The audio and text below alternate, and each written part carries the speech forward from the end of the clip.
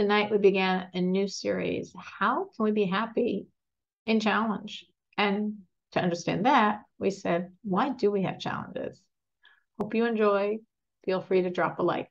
So I should start by saying a gratitude because yesterday my computer was not working and I gave a class last night. I was like, how am I going to give this class? Oh no.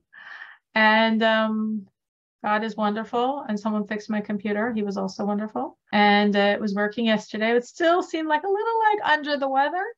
And today it felt like, oh, it's recovered. So thank you, Hashem, that we can have the class and I can have my computer. So we are talking about, this was a request, how to be happy despite the challenges. Topic we can all relate to because one way or another, there's always challenges. How are we happy despite the challenges? We want to be happy and we have challenges. How can we be happy despite the challenges? That was the question. I think the preliminary question, before we can answer that question, we need to ask something else, which is, why are there challenges? Like, why is God working exactly this way that somehow, like Tamara said, yeah, we all have that thing called challenges, different levels, different stress levels, different intensity, different duration. Nobody's comparing, but everybody is pretty familiar with the term challenges. So why are the challenges? How do we process that? Many answers. Wonderful question. Classic question. Many, many answers. I'm only going to give one. We love God. But for most of us, we start off with a more limited love. It's like part of our external, reality. But we have the potential for something much deeper. We have the potential for a much, much deeper relationship with God, which generally only surfaces when challenged.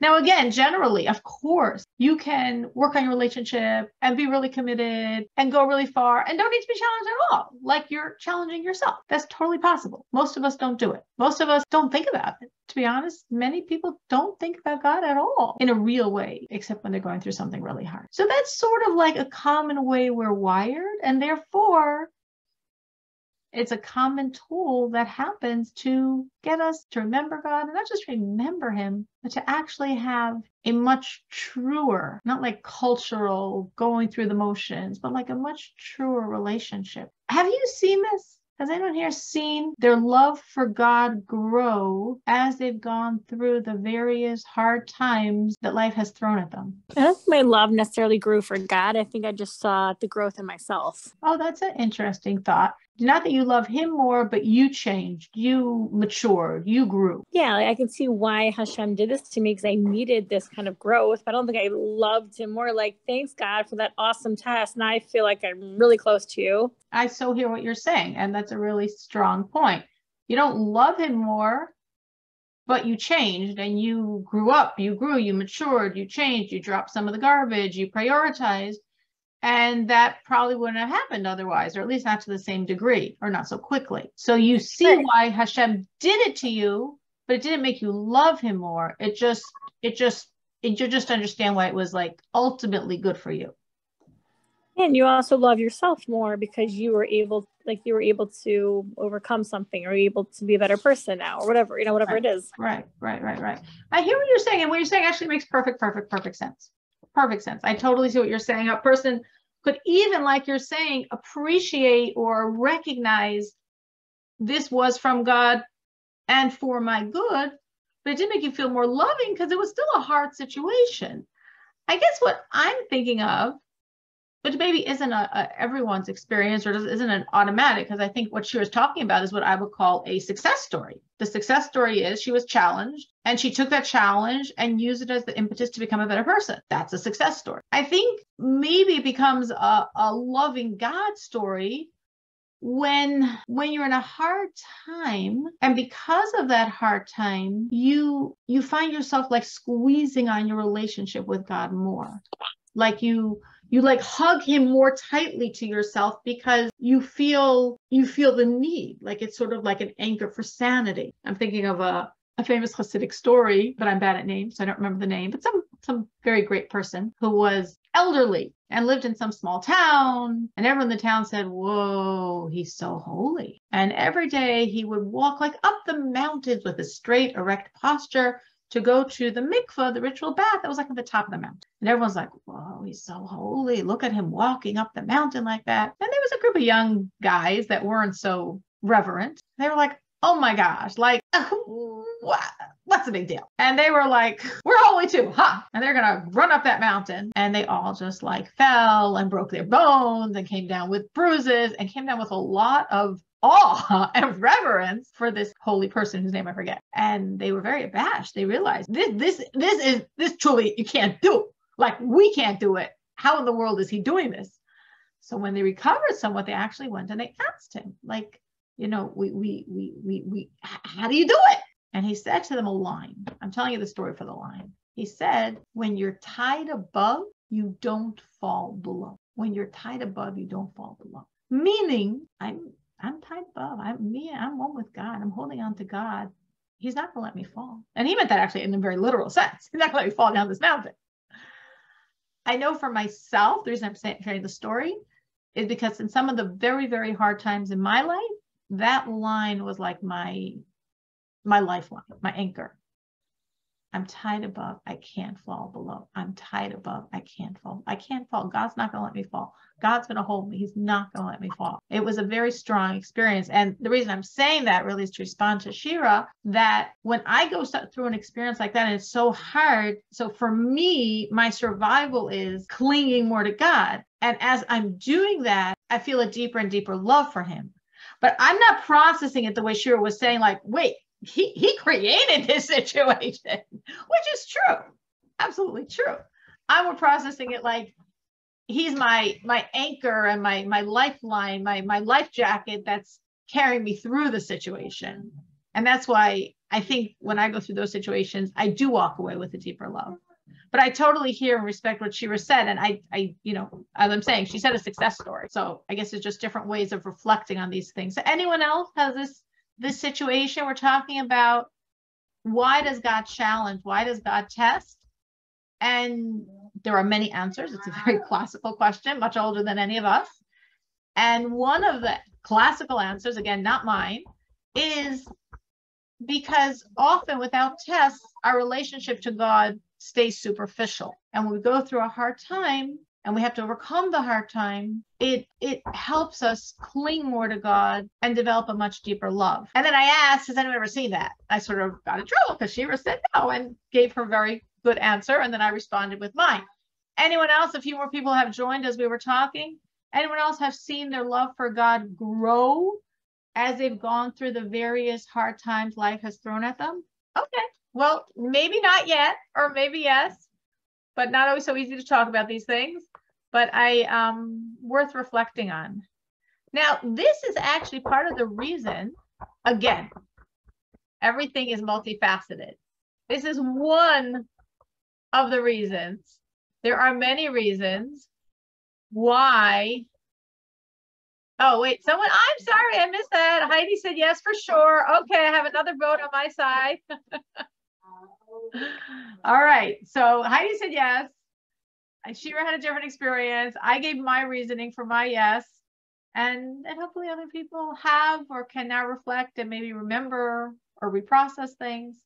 So this is actually part of the way of understanding why our sages say that a Baal Tshuva means in general a returnee to Judaism, someone who was raised, not affiliated, and then came to it themselves, or maybe was and then left it and came back. But this Baal Tshuva, this person who on their own is connecting to God, stands where the tzaddik, the perfectly righteous, cannot. This is a saying of our sages. The place where that person who chose God, who returned to Judaism, where he stands, the most perfect person, the most righteous person cannot stand. Many reasons for that. I'm just going to give you one relevant to our discussion. One of the reasons why it says that the Baal Tshuva can stand where even the most perfect tzaddik cannot is because the Baal Tshuva, someone who was not connected to God and made a choice and returned to God and connected to God, often has faced many challenges that someone who was raised in a completely religious environment didn't have to contend with. And again, pertinent to our discussion, to overcome those challenges, this person needed to access a lot of inner strength, an inner relationship with God. You can't coast on a peripheral relationship and return to God and change your whole life and do things nobody in your family is doing and none of your friends are doing and give up all the things everyone else is doing.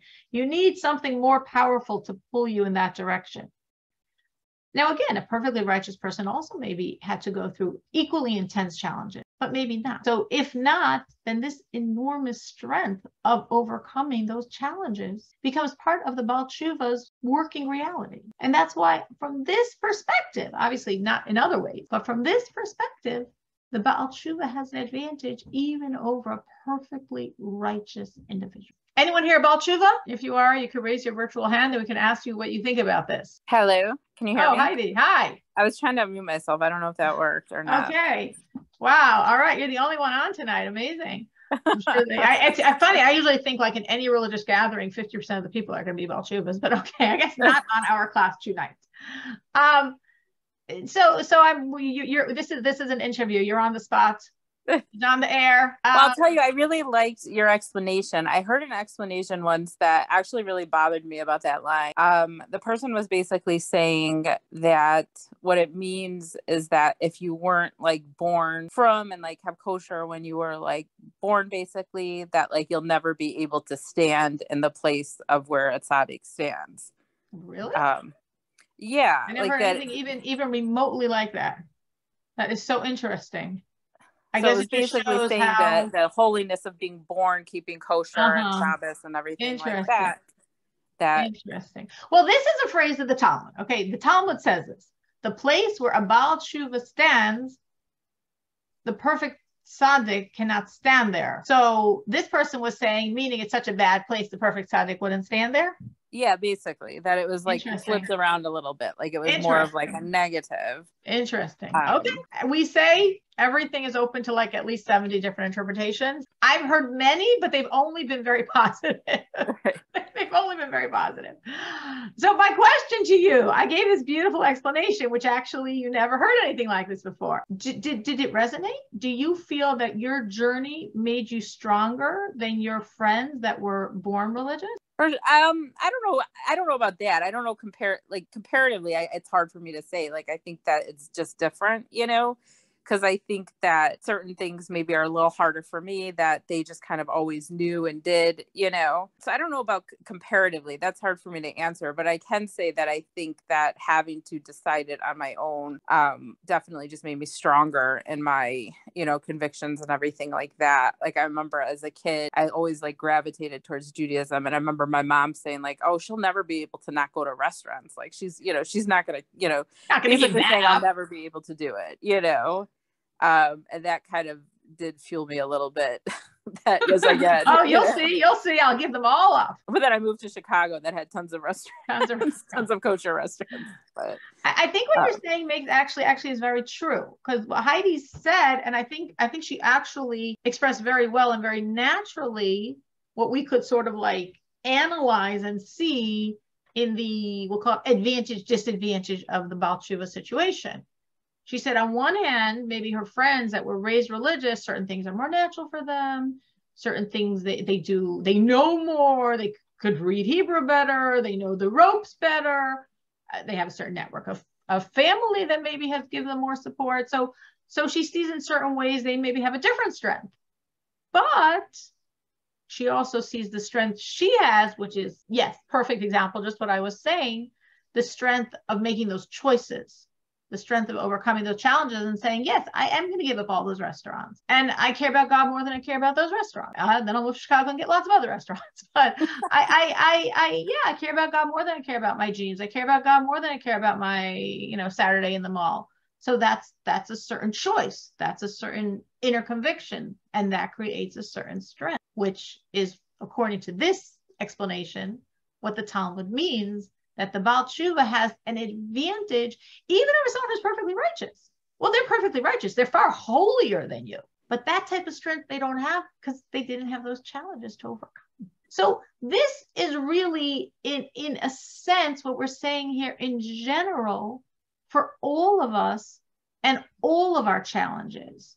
And this really, honestly, globally answers the question, why souls come into this world. Now, obviously, there are many reasons why souls come into this world. There's many angles of benefit in a soul coming into this world. God benefits, the world benefits. We bring the redemption. We create Mashiach. Obviously, it's very good we're in this world. But it also has to work personally, meaning God's fair, God's just. If it's great for God, great for the world, great for redemption, but for the soul itself, it's like, not great. No, God doesn't work that way. It has to work on every level, including for each of us personally, individually. So we're saying, and again, one angle to this very classical question, we're saying there's an advantage in the struggle. There's an advantage you can only gain through the struggle. So that exactly can be understood in terms of the whole concept of, why is my soul in this world? Above, she had an easier time. Every single one of us, the most unaffiliated Jew, the Jew that doesn't know they're Jewish. Their soul before they were born was the highest level of spirituality, basking in God's presence, God's child, every single soul. And then it comes into this world. What in the world is the gain of such a soul coming into this world? Well, the gain is because above there's no concealment. And therefore above there's no challenges. And therefore above there's no ability to access inner strength. It's all revealed. It's all on the surface. It's all God. It's all good. It's all amazing. Sounds nice. Does sound nice. Sounds actually very nice. But there's no growth. Here, only in this world, do we have situations where we can actually do something for God. We can't do anything for God above. We just receive. Here we actually give to him. We actually literally give God here. Here we fuse with God. All the spiritual worlds, you can't fuse with God. God's too overwhelming. Here, right now, at this moment, I am learning, every one of you behind your mask. If your brain is with me, if your mind is with me, you are learning. We are fused with God at this moment. We don't feel a thing. That's how we can survive the process. But we are. Not one angel above is. Not one soul. Not Abraham, Isaac, or Jacob. Not one soul is. But we, in this physical world, right now, we are. And also, only here we can self-sacrifice. There's no sacrifice above. It's all God. There's only God. There's no other option. There's no other desire. Here we sacrifice. Here there's a lot of room for sacrifice.